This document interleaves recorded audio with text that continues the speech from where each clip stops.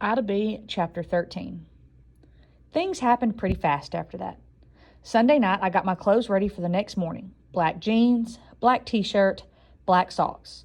And if I'd had black underwear, I'd worn that too. Daddy packed my lunch, and Mama asked me if I wanted ribbons in my hair tomorrow.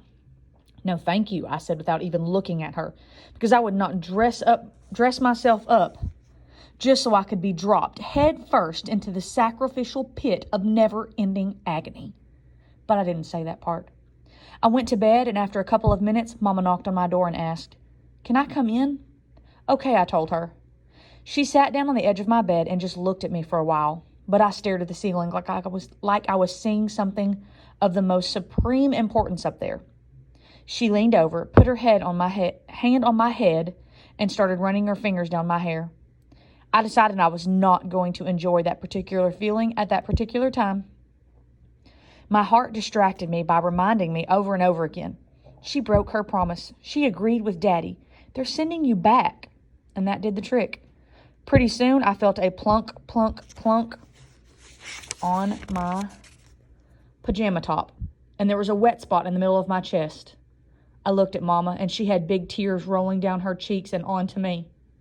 "I'm sorry, Ida B," she said. And, in spite of my rock-hard heart and its resolution, I felt a lump of sadness coming up from my chest into my throat. Somehow a whole flood of tears had snuck back into my head while my new heart was preoccupied, and they were pushing at the back of my eyes. I was done crying, though, especially in front of Mama and Daddy. My new heart told the sadness and the tears, "No, you cannot come out. Go back to where you came from." But sadness is a powerful foe, maybe harder to keep down than happiness, and it was a struggle. My throat ached, and my eyes felt like they might explode. But I just kept telling it, no, no, no. And eventually, I could feel it retreating little by little. And will admit that even though I decided not to like Mama anymore, it was hard seeing her sadness.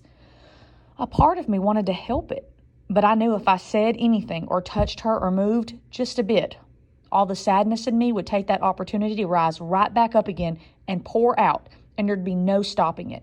We'd be lost in it forever. So I just looked at her. Finally, she bent down and kissed me and said, "Good night, baby," and went away.